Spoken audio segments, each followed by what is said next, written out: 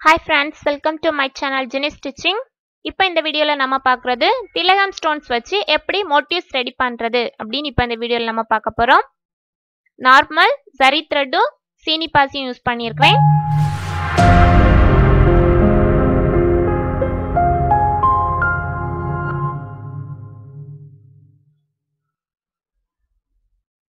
Okay, இந்த மாதிரி திலகம் ஸ்டோன் வாங்கி அதுல எப்படி நம்ம மோட்டிவ்ஸ் ரெடி பண்றதுன்னு பார்க்க போறோம். ஃபர்ஸ்ட் அந்த திலகம் ஸ்டோன்ஸ் இது எப்படிப்பட்ட ஸ்டோன் அப்படின்னு பாத்தீங்கன்னா, இது ஹோல் இல்லாத ஸ்டோன். ஸோ ஹோல் இருக்கக்கூடிய ஸ்டோன் அப்படின்னா நீங்க கையாலவே ஊசி வச்சு ஸ்டிச் பண்ணிக்கலாம்.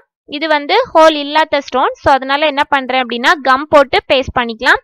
நீங்க சின்ன சின்ன மேங்கோ டிசைன் அல்லது நெக்ல இந்த மாதிரி திலகம் ஸ்டோன்ஸ் வச்சு ரெடி பண்ணணும் அப்படின்னா இந்த மாதிரி சின்ன சின்ன ஃபர்ஸ்ட் மோட்டிவ்ஸ் ரெடி பண்ணி பாருங்க.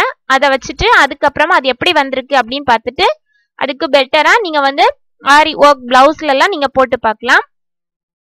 ஓகே, இந்த திலகம் ஸ்டோனை ஃபர்ஸ்ட் நான் ஃபேப்ரிக் கம் போட்டு பேஸ்ட் பண்ணியாச்சு.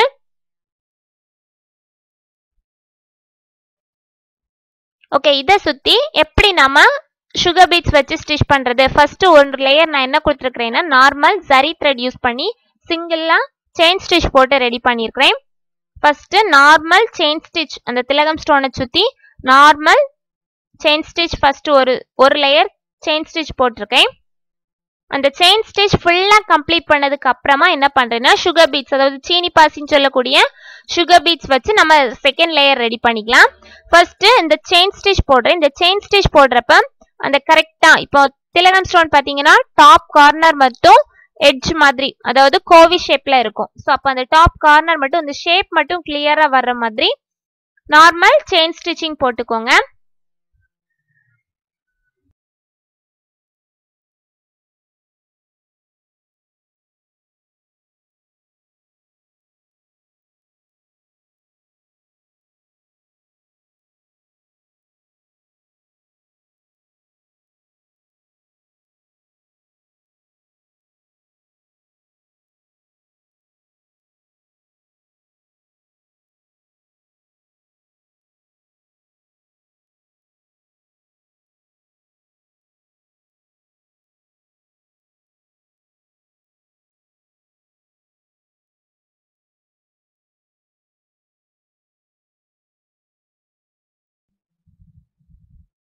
ஓகே, இப்போ நான் ஒரு லேயர் ஃபுல்லா செயின் ஸ்டிச் போட்டு முடிச்சாச்சு. அதுக்கப்புறமா சுகர் பீட்ஸ் எடுத்துருக்கிறேன்.